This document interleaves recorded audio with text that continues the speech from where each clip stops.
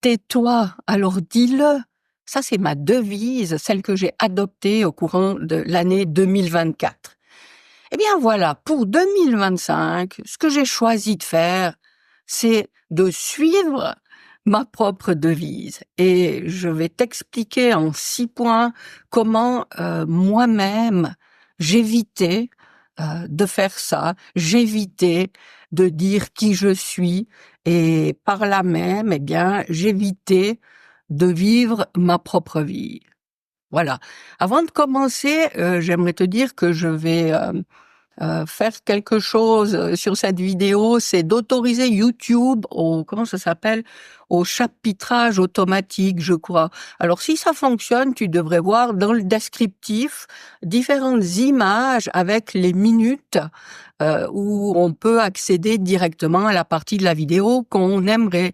Ça, c'est si ça fonctionne. Autrement, voilà, ça fonctionne pas. Alors, je te disais que j'avais prévu de te partager 5 éléments. Alors, on va commencer par le premier, qui est le fait que, voilà, je tremble toujours autant en 2025 qu'en 2024. C'est comme ça et je suis comme ça. Nouvel an en solo. Pour te dire que je sentais déjà cet appel, et si c'était pour te dire, hein, en fait, j'ai oublié de préciser ça. Pourquoi je fais ces vidéos? Eh bien, c'est parce que c'est comme un journal pour moi-même. C'est pour bien mettre le doigt sur ce qui se passe en moi, mettre le doigt sur les prises de conscience que je fais. Et puis, ouais, c'est comme un journal intime en vidéo que je fais pour moi-même, pour voir où je vais, pour voir où ça me mène, et puis pour pouvoir revenir observer ça plus tard, pourquoi pas. Donc, avant la fin de l'année 2024, je sentais que j'étais un petit peu désaxée par rapport à moi-même. Je me rendais bien compte qu'il y avait comme une espèce d'essoufflement, d'épuisement qui s'était installé, et je trouvais plus beaucoup de sens à ce que je faisais, au projet que je continue à mener, oui, mais tout le reste, je sentais que je devais me fabriquer de l'énergie, je devais m'efforcer de faire les choses. Et puis, quand on sent ce je dois, il faudrait que, on est bien d'accord que ça veut dire qu'on n'est pas tout à fait dans l'axe de notre alignement, et puis qu'on risque de partir dans le décor si on continue à vouloir aller vraiment là où on pense qu'on veut aller. Alors, pour franchir le cap de cette nouvelle année, j'étais censée aller au chalet, à la montagne. Et puis, déjà, j'avais cet appel en moi. Ensuite, il y a le fait que j'aime pas la neige, j'aime pas le froid. Et puis, c'est comme ça. Et le jour où j'étais censée y aller, le jour où j'étais censée rejoindre la famille au chalet, eh bien, je me réveille le matin et puis paf, le dos cassé en bas du dos. Vraiment, je voyais pas comment je pouvais faire mon sac, amener ça à la voiture, conduire pour y aller. Enfin voilà, c'était pas possible. Et voilà, j'ai décidé, et ça a été bien accueilli, que je restais à la maison. Et j'ai passé donc plusieurs jours chez moi, toute seule, sans but vraiment précis, mais juste de respecter ce que je sentais avoir envie de faire, ou plutôt ne pas me forcer à faire ce que j'avais pas envie de faire. Donc, je suis restée chez moi, j'ai passé plusieurs jours toute seule. J'ai passé le 31, de toute façon, j'ai pas l'habitude de fêter ce jour-là. Oups, je vais couper le son de mon ordi. Et puis voilà. Et le simple fait d'avoir respecté ce besoin que j'avais de retourner en moi, de faire le point, de tâter le terrain. Est-ce que c'est vraiment ça que j'ai envie de faire ou pas? Voilà, ça a été un petit peu le début d'une mise à zéro, d'une interrogation profonde, et d'un retour sur moi-même. Et ça m'a fait beaucoup de bien, et on verra que par la suite, ça, forcément, quand on se donne cette chance de faire ça, de poser cette intention, bah, il y a des choses qui se débloquent à droite, à gauche. Ensuite, bah, au hasard de ma navigation une fois sur Internet, ou peut-être pas, peut-être que j'ai reçu un mail, je me rappelle plus. Je reçois un mail, ça doit être ça, un mail que j'ai reçu de Kathleen Mousebois. J'essaye de penser de mettre le lien de cette vidéo en, en description de la vidéo, où elle propose une vidéo de numérologie karmique tibétaine. Et là, bah, je me dis, tiens, ça va m'intéresser. Et en faisant l'exercice qu'elle propose, que vraiment je recommande à tout le monde de faire, parce que ça peut que être instructif, j'arrive à la conclusion que jusqu'à mon anniversaire en mars, ben, je suis en année 8, et puis depuis mars, je serai en année 9. Et c'est tout bientôt, ça. Et puis je vois que l'année 9, c'est ce que j'ai retenu, ce que j'avais envie de retenir de ce qu'elle dit, c'est 9, être dans l'accomplissement de soi, ou autrement dit, être au service de la vie. Et ça m'a tellement parlé, ça m'a tellement aidé à renforcer cette intention qui était la mienne, d'être, d'oser être moi, de m'accepter.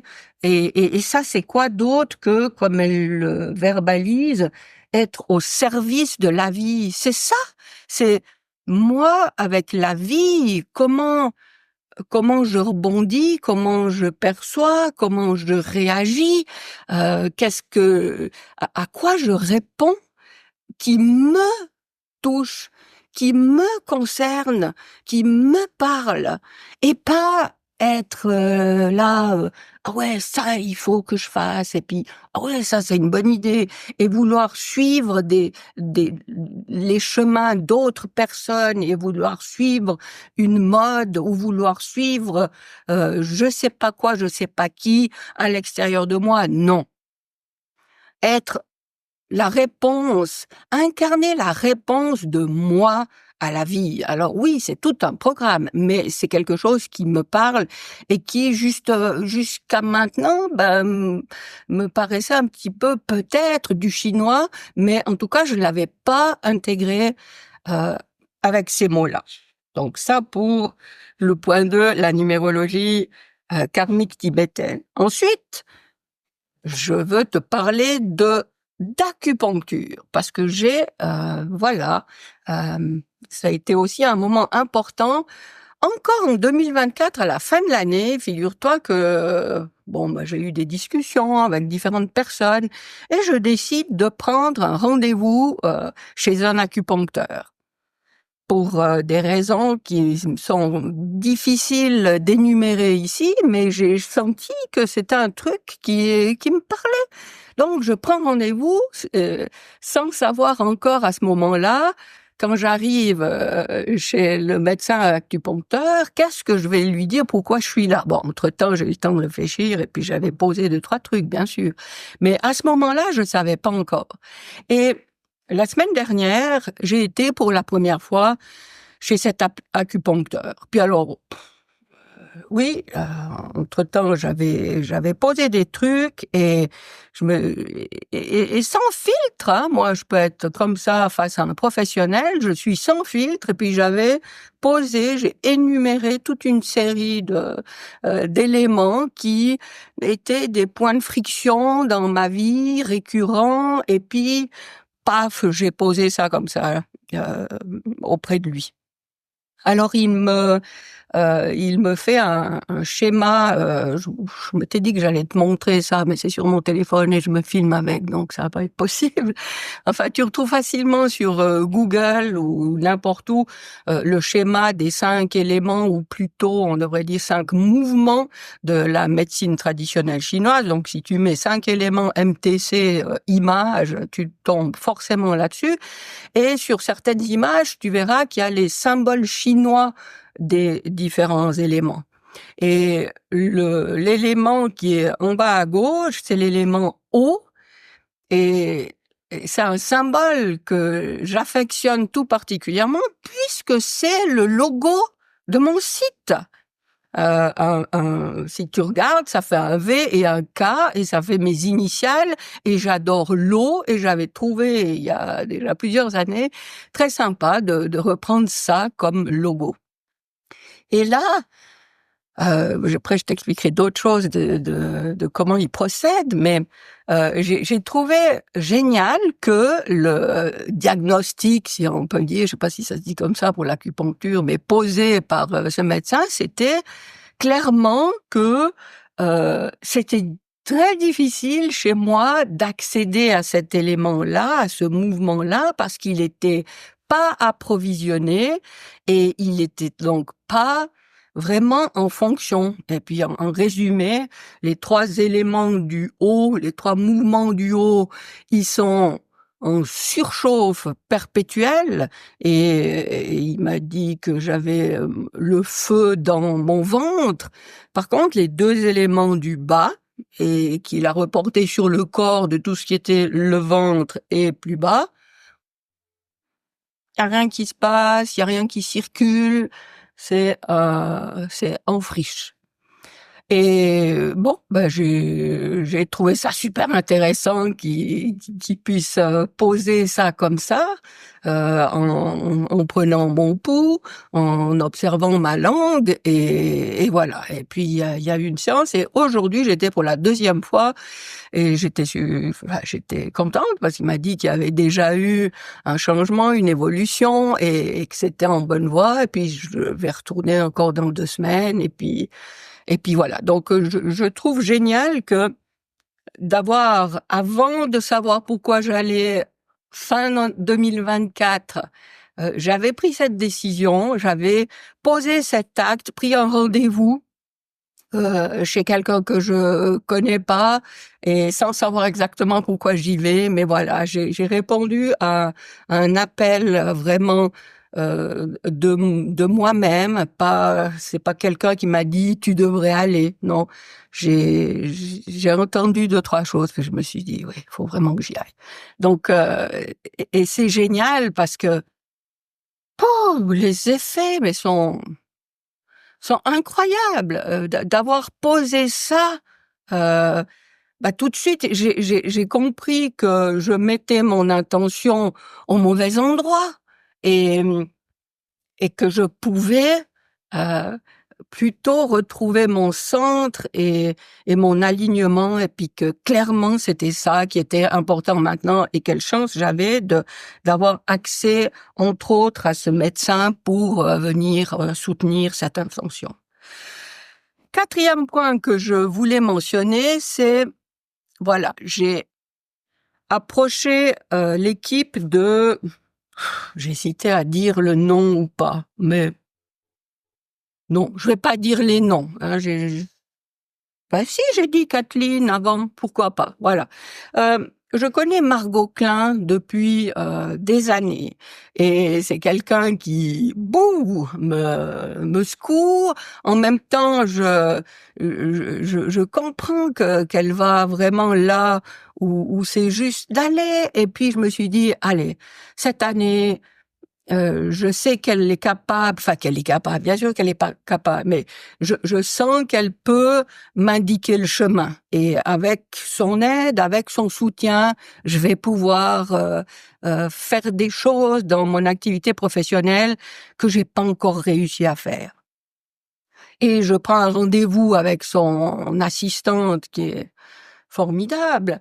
Et là-dessus, je suis fermement décidée à m'engager dans cet accompagnement avec elle. Et ça c'était vendredi, je crois, ou jeudi ou vendredi, je sais plus. Et puis j'ai été prête à procéder au paiement et tout. Et puis je me dis je vais me laisser le temps de réfléchir et tout. Et j'étais vraiment maintenant que je parle avec du recul de tous ces jours depuis Nouvel An, c'est pas dans l'état d'esprit que je suis maintenant que j'ai vécu tout ça. J'ai vécu tout ça dans la bagarre, dans la résistance, dans la lutte, et ça m'embêtait, et j'étais pas contente parce que je voyais bien que j'étais à côté de mes pompes, mais je voulais pas non plus le reconnaître parce que il fallait que je me remette en question, il fallait que je remette en cause des décisions que j'avais prises. Enfin voilà, tout ça jusqu'à maintenant, ça a pas été confortable à vivre, pas du tout. C'était plutôt de la colère, de la révolte, tout ça. Et puis quand j'ai eu cet entretien avec Sam, je me suis dit ouais, ça y est, je tiens le bon bout. Je vais enfin y arriver. C'est à ma portée et je vais avoir le soutien. Mais après coup, en réfléchissant un petit peu, je me dis mais est-ce que c'est vraiment... Enfin, j'ai pas été soulagée et puis me dire yes, j'ai trouvé comme je me suis dit pour l'acupuncture. Je me suis dit mais est-ce que c'est vraiment ça que je veux ou bien je suis encore dans un truc il faut, je dois et puis tout. Et là donc ça c'était pour le point 4, accompagnement business, et je rebondis non.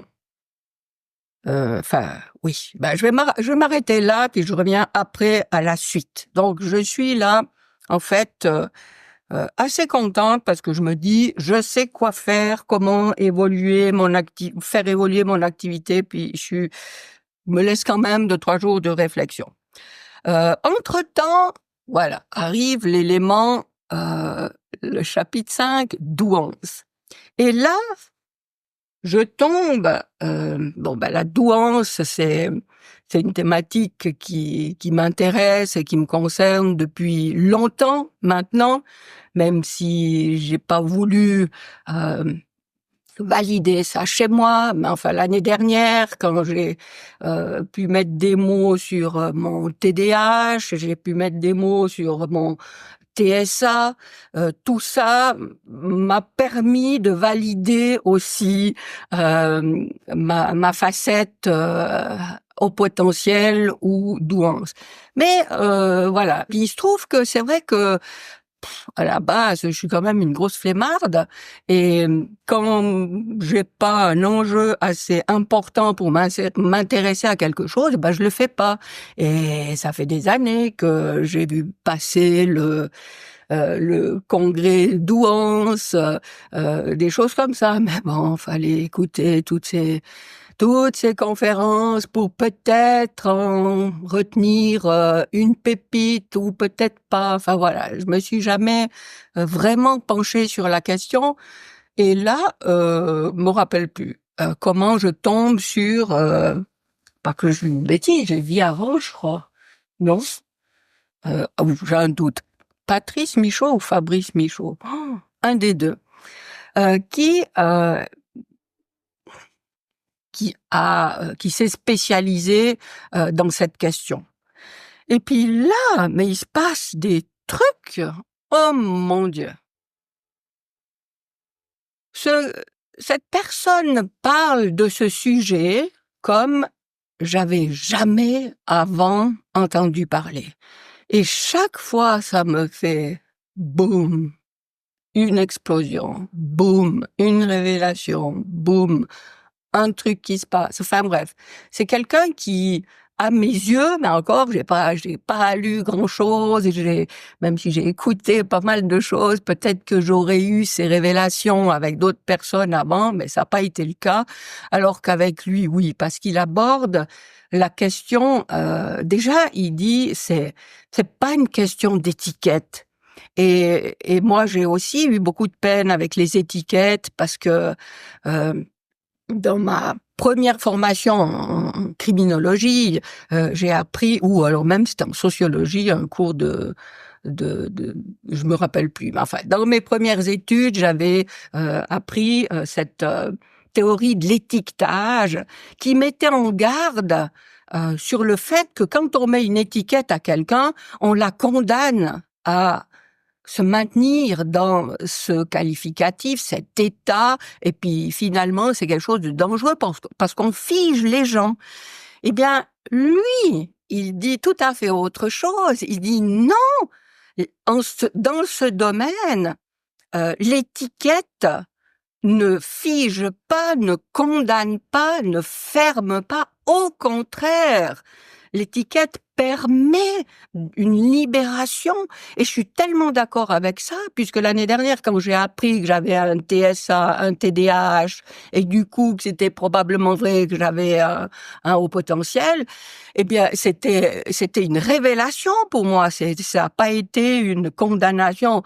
Ouh là là, mince, j'ai ça. Non.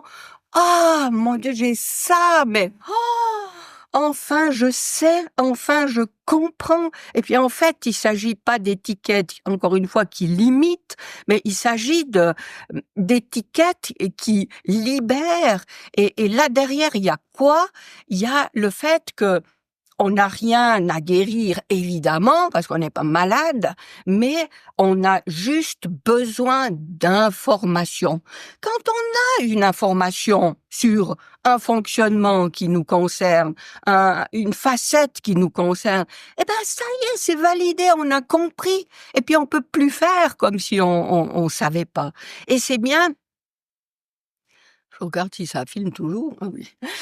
Et c'est bien parce qu'on a avoir accès à l'information que le truc peut se décanter, que nous pouvons pousser un soupir de soulagement et dire, en ce qui me concerne, à 62 ans, oh, enfin j'ai compris. Et puis, alors, non, moi j'ai plus peur des étiquettes. Si je les prends comme une information qui enfin me permet de comprendre un truc, et en quoi c'est important de comprendre le truc, c'est que tu arrêtes de vouloir chercher à être autrement, parce que c'est comme ça, et c'est génial que ce soit comme ça, même si ça t'isole des autres, mais de toute façon tu étais déjà isolé des autres. Maintenant tu comprends pourquoi. Et si tu veux faire quelque chose pour leur ressembler momentanément ou pas être rejeté complètement, ben tu peux. Si t'as pas envie, tu fais pas, mais tu comprends que c'est comme ça. Et c'est pas parce que tu as pas donné assez d'efforts dans le fait de vouloir ressembler à quelqu'un d'autre que tu te sens comme tu es, c'est-à-dire une M, pour pas dire le mot. Donc, voilà. Enfin, moi, je trouve son approche extraordinaire. Tu vas sur sa chaîne YouTube, tu écoutes quelques vidéos. Si c'est un aspect de toi si c'est un aspect qui te concerne, le haut potentiel. Et en plus, il dit, il n'y a pas besoin d'être testé, d'avoir les résultats d'un test, rien du tout. Et ce qu'il dit aussi d'intéressant, bon, j'y reviendrai certainement dans d'autres vidéos de ce que j'aurais appris de lui, mais juste pour l'essentiel, là, il y a cette notion d'information qui libère et non pas comme tout le monde le dit. Et ensuite, il y a le fait aussi que le QI en lui-même, ça vaut rien du tout. Pourquoi? Parce qu'il y a des gens qui ont un QI très élevé. Comment il dit ça? Avec un QI très élevé, on peut être intelligent et on peut ne pas l'être. Ça veut dire, on peut être typique, j'avais dit ne pas l'être là, ce serait plutôt là. On peut être typique ou on peut être atypique. Ça veut dire qu'on peut avoir un QI très élevé et se sentir en décalage avec les autres et puis être dans la vie sans avoir les codes, sans connaître le langage et d'être là comme dans un pays étranger dont on connaît pas la langue, ou on peut être avec un QI élevé en étant comme un poisson dans un bocal, en ayant tout compris comment ça fonctionne, en étant capable de faire tout ce qu'on veut, d'atteindre tout ce qu'on veut, de réussir tout ce qu'on veut, y compris manipuler tout le monde enfin voilà. Cette distinction qui fait entre l'intelligence et le QI, pour moi, c'est extraordinaire. Parce que j'avais déjà constaté ça, qu'il y a des gens qu'on voit tous les jours dans les médias, qui sont super célèbres, qui ont un QI sûrement très élevé. Et je comprenais pas et ça me révoltait de me dire, et je me disais, c'est injuste, mince, ils sont tellement cons, je m'excuse, ils méritent pas ça. Eh bien, maintenant, de comprendre que ça va pas en parallèle, eh ben, encore une fois, ça me soulage beaucoup. Voilà. Donc, ce sujet de la douance, eh bien, oui, c'est certainement un sujet sur lequel je vais revenir parce que voilà, il y a 2-3 trucs qui vont exploser, qui vont continuer à exploser pour moi, et puis je continuerai à les partager ici, et pour moi et pour toi si ça peut être utile. Le dernier élément que je vais partager, c'est ce que j'ai appelé une claque et une main tendue. Alors, je t'ai dit que j'étais très intéressée par faire cet accompagnement professionnel, et je réfléchissais. Et je m'étais donné jusqu'à la fin du week-end pour prendre ma décision. Donc dimanche soir ou lundi matin, il fallait que je décide. Et samedi, j'ai un téléphone d'une personne. Alors je lui ai pas demandé son avis, donc je vais pas lui donner, je vais pas mentionner son nom ici. Je vais lui demander, et puis si elle est d'accord, bah je la mettrai en commentaire dans le descriptif, dans la description de la vidéo. Elle me téléphone, c'était pas prévu, c'est un hasard. Et puis on discute longtemps, et je lui partage où j'en suis avec mes réflexions, où sont mes difficultés, et puis que c'est difficile pour moi parce que je suis plus sûre de qui je suis plus sûre d'être au bon endroit. Et puis j'explique même que dans cet état, j'avais des certitudes qui, après coup, s'avèrent infondées parce que j'étais pas au bon endroit pour me poser la question. Mais ça, je l'ai su seulement plus tard. Et puis elle me dit 2-3 trucs comme ça. C'est quelqu'un de tellement brillant sur tellement de points de vue. En même temps, elle est très cash. Et puis, s'il y a un coup de pied au cul à donner, tu le prends. Et même si c'est pas sous cette forme, toujours est-il que j'ai eu beaucoup de peine à dormir après notre échange parce que elle m'a dit 2-3 trucs, mais je me dis, mais elle a tellement raison. Mon Dieu, mais je suis à côté de mes pompes. Je me pose pas les bonnes questions. Et je lui écris le lendemain en disant, voilà, j'étais très secouée par notre conversation. Est-ce qu'on peut se parler? Et on a pu faire un Zoom ensemble, et moi, je la remercierai jamais assez.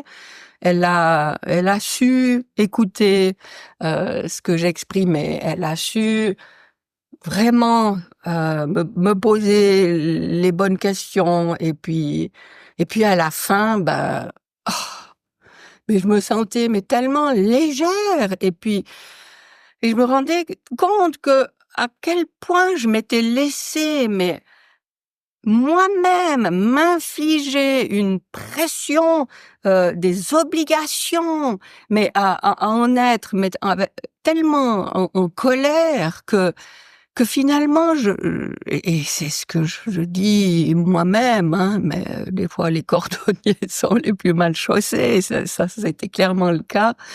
J'étais simplement plus capable de m'écouter,